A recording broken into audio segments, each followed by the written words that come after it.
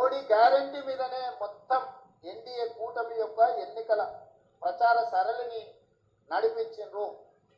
303 సీట్లున్న NDA BJP 240 సీట్లకు పడిపోయింది.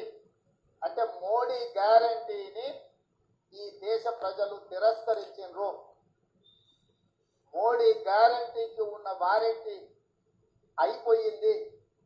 ఇక మోడీ కాలం చెల్లిపోయిండు అని చెప్పి దేశ ప్రజలు తీర్పిచ్చిండ్రు.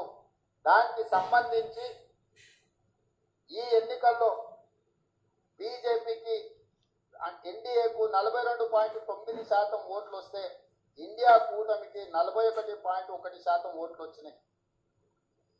దాదాపుగా సరి సమానంగా ఓట్ల శాతం వచ్చింది. సీట్లు కూడా దాదాపుగా పోటీ పడే విధంగా రావడం జరిగింది.